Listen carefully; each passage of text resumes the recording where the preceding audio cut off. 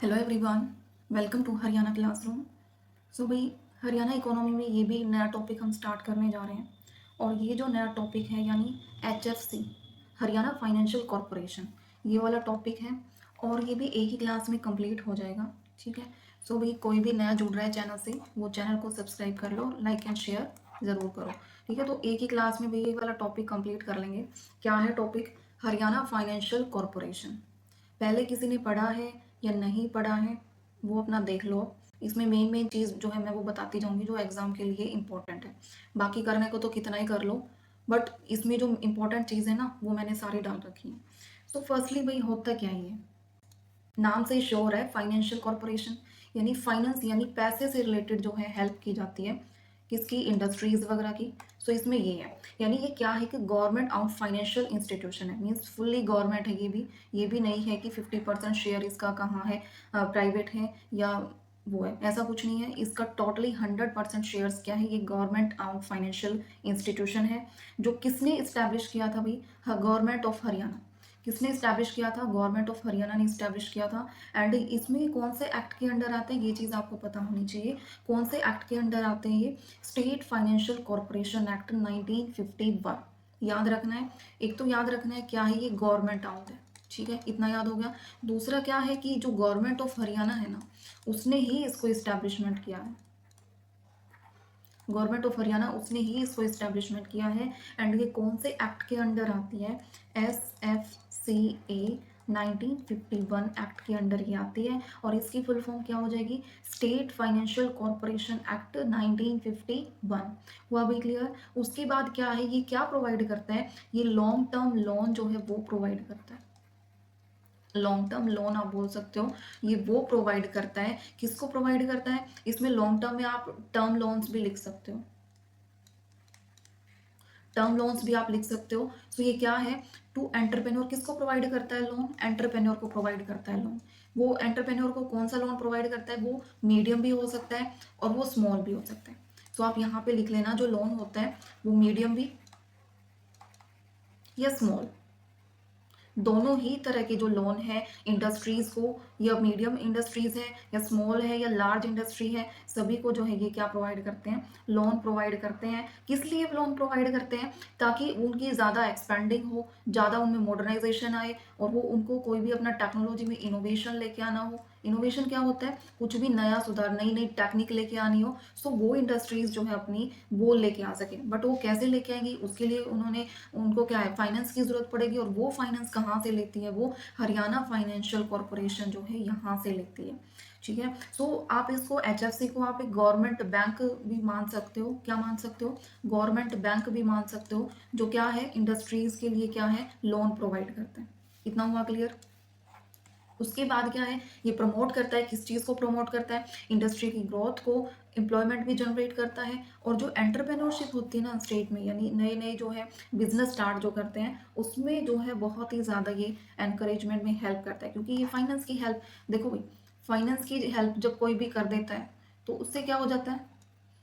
Finance की help करने से वो, उसकी जो ग्रोथ है ना यहाँ है। बट अगर उसको लोन मिल जाता है तो उसकी ग्रोथ ना यहाँ हो जाती है। क्योंकि उसको कोई भी प्रोडक्शन में सुधार करना है, कोई भी इंडस्ट्रीज है, कोई कुछ भी उसको एक्सपेंड करना है। ठीक है, इनोवेशन टेक्नोलॉजी मशीनरी वगैरह नई यूज़ करनी है, तो वो कैसे होंगी? जब इनके पास फाइनेंस आएगा, पैसा आएगा।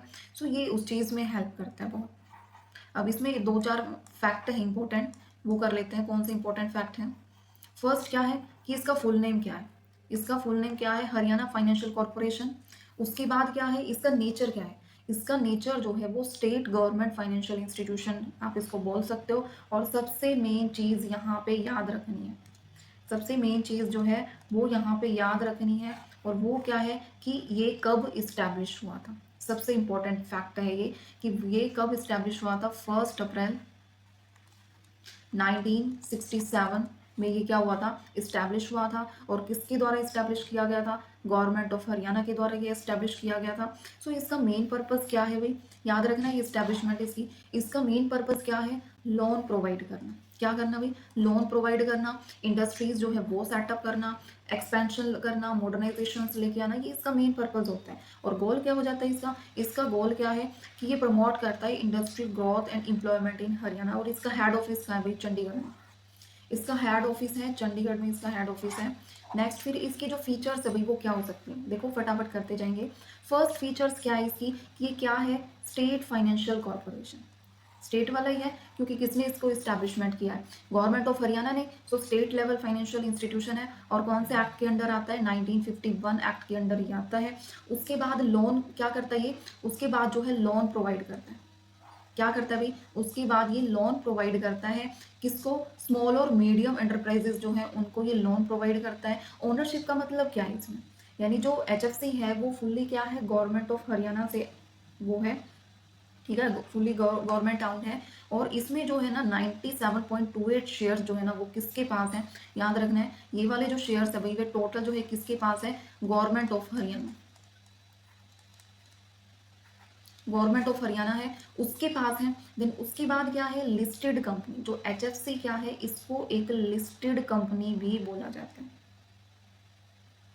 क्या बोला जाता है, लिस्टेड कंपनी भी बोला जाता है। अब लिस्टेड कंपनी क्या होती है, लिस्टेड कंपनी वो कंपनी होती है जिसके शेयर्स जो है लिस्टेड होते हैं, यानी रजिस्टर्ड होते हैं। क्या होते हैं, रजिस्टर्ड होते हैं या ट्रेडेड में होते हैं। और वो कहाँ पे ट्रेड करते हैं, या तो बॉम्बे स्टॉक एक्सचेंज, क्या होता है, या तो बॉम्बे स्टॉक एक्सचेंज होता है या नेशनल स्टॉक एक्सचेंज होता है, ये दोनों होते हैं। बट ये क्या है, लिस्टेड कंपनी है और इसके जो शेयर्स है वो लिस्टेड कहाँ है, बॉम्बे स्टॉक एक्सचेंज यानी बीएसई, ये याद रखना है। इसमें जैसे कंपनीज कौन कौन सी होती है, इंडस्ट्रीज, जैसे रिलायंस इंडस्ट्रीज होगी, है ना, इन्फॉइस होगी, टाटा मोटर्स होगी, ये सारी जैसे इंडस्ट्रीज हैं, ये क्या है, लिस्टेड कंपनी है। और ये जो है इनके शेयर्स कहाँ लिस्ट होते हैं, बॉम्बे स्टॉक एक्सचेंज में, ठीक है। उसके बाद क्या है, मर्चेंट बैंकिंग फंक्शन, ये क्या है, एक बैंकिंग की तरह भी परफॉर्म करता है। क्या करता है कि under writing, lease financing, assisting industrial units financially, यानी ये क्या करता है, लीज फाइनेंसिंग यानी उधार पे ये सारा कुछ देता है। लीज, लीज आपने सुना होगा ना, कुछ टाइम पीरियड के लिए जो है ये चीजें देता है। और अंडर राइटिंग, एक होता है भाई under writer, under writer, under writer क्या होता है, पता है किसी को अंडर राइटर क्या होता है, ये ना कुछ टर्म्स इसमें कॉमर्स की इंक्लूड कर रखी हैं क्योंकि फाइनेंस से रिलेटेड हो गया ना, तो इसमें ऐसे ऐसे वर्ड आ रहे हैं, बट मैं आपको बताती जा रही हूँ साथ के साथ। तो इसमें अंडर राइटर का मतलब होता है कि एक, आप इसको फाइनेंशियल इंस्टीट्यूशंस भी लगा सकते हो या इसको कोई भी क्या है पर्सन मान सकते हो, ये मान सकते हो। तो ये क्या करता है, गारंटी, जैसे इनविजिबल वो होता है ना गारंटर जो होता है, तो ये क्या होता है कि गारंटी लेने वाला पर्सन होता है। क्या लेने वाला, गारंटी लेने वाला पर्सन होता है, जो क्या करता है, वही जो नई नई कंपनी यानी नई नई इंडस्ट्रीज जो खुलती है ना, उनके शेयर्स को फुल्ली जो है क्या करवाने के लिए, सब्सक्राइब्ड करवाने के लिए ये क्या करता है, हेल्प करता है। अगर देखो कोई भी कंपनी है उन्होंने अपने शेयर्स जो है वो क्या, शेयर्स वो निकाले सब्सक्राइब किए, बट उनमें से अगर पब्लिक को इशू किए, आईपीओज वगैरह जो है वो पब्लिक को इशू किए, बट उनमें से कुछ जो है वो रह गए। बट इसमें क्या है, ये गारंटी लेता है कि बचे हुए ना ये लेगा, अगर सारे पब्लिक में जो है इशू नहीं हुए कंप्लीटली, या पब्लिक ने नहीं परचेज किए, तो उनके बदले, पब्लिक के बदले जो है ये पर्सन जो है उसे इंडस्ट्रीज के शेयर्स को क्या कर लेता है, खरीद लेता है। सो ये होता है भाई अंडर राइटर। सो ये इस तरीके की चीजें जो हैं वो भी ये एचएफसी जो है वो क्या करता है, उस चीज़ में भी हेल्प करता है। मेन ऑब्जेक्टिव क्या हो जाएगा इसका, कि इंडस्ट्रियल डेवलपमेंट में ये हेल्प करता है। नई नई जो यूनिट्स हैं उनमें क्या करता है, ये सपोर्ट करता है, यानी लोन प्रोवाइड करता है, लोन प्रोवाइड करता है, नई इंडस्ट्रियल यूनिट्स मॉडर्नाइजेशन लेके आता है। एडवाइजरी सर्विसेज का भी ये एक इंपॉर्टेंट रोल करता है। एडवाइजरी सर्विसेज में जैसे टेक्निकल से रिलेटेड हो गया, एडमिनिस्ट्रेटिव से रिलेटेड हो गया, तो ये क्या करता है, इंडस्ट्रीज को ये सारी जो है सर्विसेज जो है वो प्रोवाइड करता है। हुआ इतना।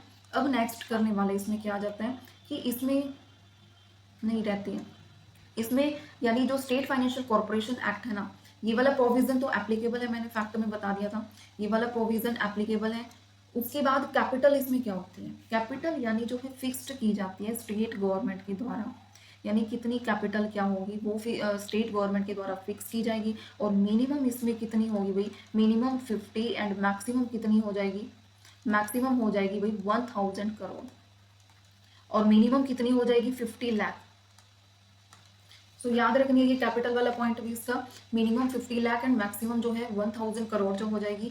और इसकी बोरोइंग लिमिट कितनी होगी, यानी जो कॉरपोरेशन है वो कितना जो है वो है लोन जो है कितना ले पाएगी। अब इसमें देखो एक और टर्म्स आ गई, वो मैं आपको बताऊंगी, पेड अप कैपिटल। किसी ने सुना है paid up capital, commerce students ने तो बार बार सुना होगा।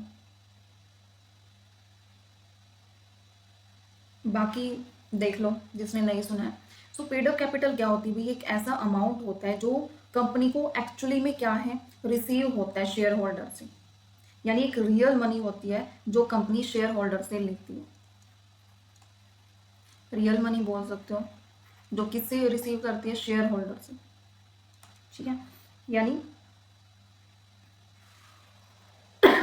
अब देखो शेयर्स, नाम भी सुना होगा आपने। शेयर जो होते हैं ना, वो कंपनी शेयर्स जो है वो बेचती है, उसके बदले जो पैसा मिलता है ना, ठीक है, वो यानी फुल्ली पेड अप है या नहीं है वो इसमें इंक्लूड होता है। अब इसमें बहुत सारी चीज़ें होती हैं, fully paid up, non fully paid up, ये बहुत सारी चीज़ें होती हैं। सो इसमें इतना घुसने की जरूरत नहीं है, ये सिर्फ आप इसमें मीनिंग देख लो कि होती क्या है। ये टोटल अमाउंट होता है जो कंपनी अपने शेयर होल्डर से रिसीव करती है। ठीक है, बस इतना याद रख लो। एग्जाम्पल इसमें आप ले सकते हो, जैसे कोई भी शेयर्स है, कंपनी शेयर्स कैसे इशू करती है, जैसे 1 लाख के इशू कर लिए, 10 लाख लगा लो। ठीक है, 10 लाख के इशू कर लिए, और एक का जो वो है ना, क्या है, एक का जो प्राइस है वो कितना है, कितने पर शेयर है, 10 रुपी। ठीक है, इतने पर शेयर है, तो टोटल इन्होंने जो है कितने खरीदे जाएंगे, कितने पेडअप, यानी टोटल इतने के इतने कंप्लीटली जो है अगर उनकी पेमेंट हो जाती है पेडअप, तो वो सारे इंक्लूड होते हैं, यानी सारे के सारे रिसीव हो गए। ठीक है, बाकी इसमें घुसने की जरूरत नहीं है। ये कॉल्ड अप, पेड अप, ये अलग चीज़ होती है कॉमर्स स्टूडेंट्स के लिए। फिर क्या है, यानी इसमें बोरो टू 5 टाइम्स, ये याद रखना है बस। कितना है, the corporation can borrow to 5 times its paid up capital. 5 जितनी पेड अप कैपिटल है ना, इसका 5 टाइम्स जो है वो क्या कर सकते हैं, बोरो कर सकते हैं। Paid up capital and reserve fund. ठीक है, इतना इनका 5 गुना जो है उधार लिया जा सकता है। फिर आ जाता है, ये क्या करता है, ये एक्सेप्ट करता है पब्लिक डिपॉजिट को, और जो है ये जो है इनकी टर्म्स जो है ना should not be less than 5 years. 5 year से जो है इनकी टर्म्स जो है कम नहीं होनी चाहिए, ये वो होती है, यानी पब्लिक डिपॉजिट्स। उसके बाद क्या है, बोर्ड ऑफ मैनेजमेंट, यानी इसका जो बोर्ड ऑफ मैनेजमेंट है वो कौन है, इंक्लूड है वो कौन है, एक तो स्टेट गवर्नमेंट ही है, दूसरा क्या है, सिडबी है। उसके बाद क्या है, इंडस्ट्री इंश्योरेंस कंपनी जो है वो इसका क्या है, बोर्ड ऑफ मैनेजमेंट। याद रखना है कौन कौन बोर्ड ऑफ मैनेजमेंट है, स्टेट गवर्नमेंट है, सिडबी है एंड इंश्योरेंस कंपनीज है, ये तीनों ही इसके बोर्ड ऑफ मैनेजमेंट है। टर्म लोन जो है इसका कितना हो जाएगा, यानी इसका टर्म लोन जो है वो प्रोवाइड किया जाता है 20 ईयर्स, इतना, इससे ज़्यादा नहीं, विद इन 20 ईयर्स जो है वो इसकी जो है वो टर्म लोन्स की जो है वो होती है, यानी लॉन्ग टर्म ही होता है 20 ईयर्स। उसके बाद अंडर राइटिंग एग्रीमेंट होता है, under right shares debenture issue किए जाते हैं इनके द्वारा, इंडस्ट्रीज के द्वारा।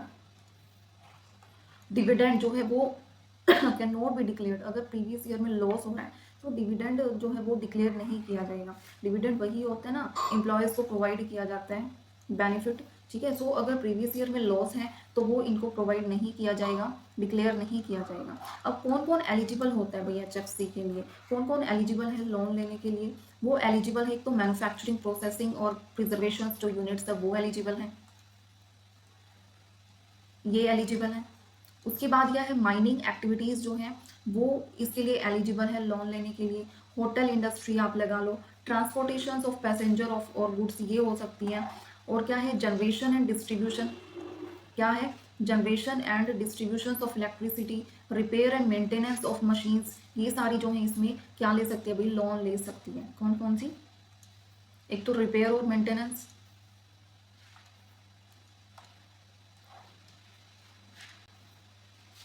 ये वाली, असेंबलिंग और पैकेजिंग ऑफ गुड्स वाली, development of industrial states and technical financial management marketing इनके लिए, मेडिकल और हेल्थ केयर के लिए। तो इन सभी के लिए जो है एचएफसी से क्या लिया जा सकता है भाई, लोन लिया जा सकता है। इंफॉर्मेशन आईटी टेक्नोलॉजी टेलीकम्युनिकेशंस वगैरह के लिए, इनके लिए जो है प्रॉपर लोन लिया जा सकता है।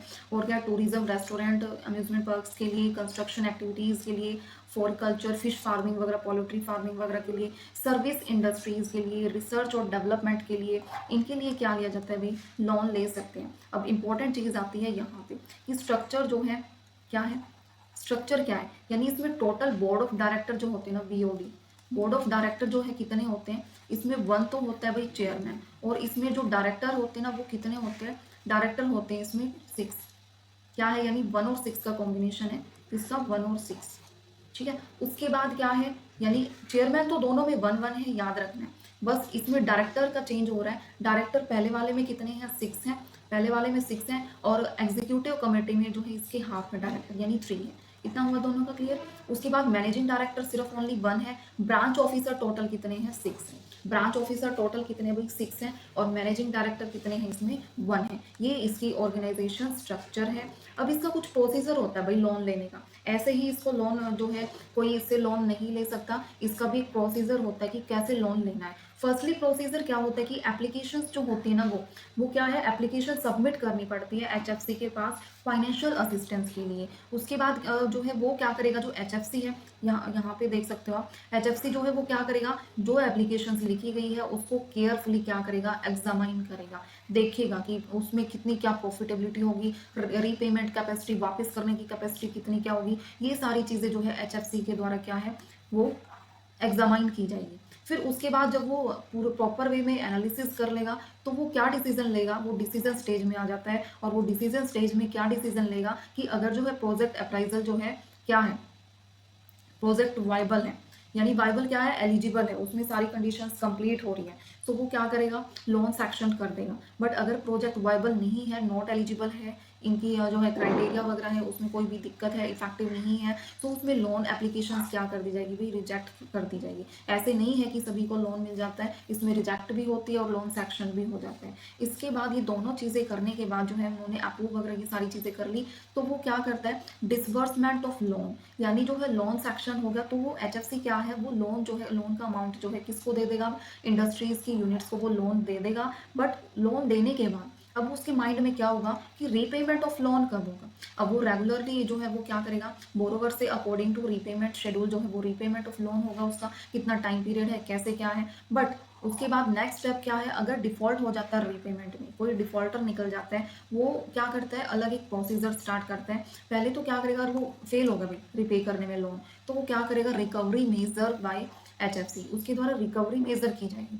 रिकवरी मेजर में 3 पॉइंट दे रखे। फर्स्टली में क्या, टेक ओवर ऑफ सिक्योरिटी, यानी उसकी जो है प्रॉपर्टी, जो एसेट्स वगैरह ना, उसका पोजेशन, अधिकार छीन लेंगे, वो अधिकार छीन लिया। दूसरे में क्या है, ऑप्शंस ऑफ सिक्योरिटी, जो उसकी सिक्योरिटी उस पर बोली वगैरह लगा दी जाती है और वो बेच दी जाती है, आउटस्टैंडिंग अमाउंट उससे रिकवर कर लिया जाता है। एंड थर्ड क्या है कि वो अगर ऑप्शन अमाउंट जो है सेल किया है, जिसपे बोली लगाई है उसकी सामान पे, अगर जो वो बोली लगाई है वो ऑप्शन अमाउंट क्या है, जितना लोन लिया है, लोन तो ले लिया भाई 1 लाख का, ठीक है, और ये वाला अमाउंट कितना गया, 80,000 का। तो इसमें क्या है, कम है ऑप्शन अमाउंट, तो ये जो 20 का गैप है वो कहाँ से रिसीव करेगा, वो जो है रिमेनिंग जो है बोरोवर से ही रिसीव करेगा। सो ये है इसका प्रोसीजर भाई। और फिर उसके बाद फाइलिंग ऑफ सिविल सूट्स, ये फाइल करेगा लीगल केस, ठीक है, कोर्ट्स में, recover unpaid amount and one time settlement. One time settlement का मतलब, ओटीएस का मतलब क्या होता है कि ये लोन बोरोवर से क्या है, लमसम अमाउंट में, लमसम क्या होता है, एक साथ, नॉट इंस्टॉलमेंट, एक साथ में अमाउंट क्या करना, रिकवर करना, लमसम उसको बोलते हैं। तो इसमें जो है ये चीज़ जो है होनी चाहिए, वन टाइम सेटलमेंट, ये नहीं है कि थोड़ा थोड़ा करके जो है वो पे कर रहे हैं। सो उन्होंने बोरोवर पे ये चीज़ अलाउ की। सो ये है प्रोसीजर में जो मैंने बता दिया फटाफट। उसके बाद फाइनेंशियल परफॉर्मेंस क्या है, ये अकॉर्डिंग टू ईयर 18 to 19 का दिया है।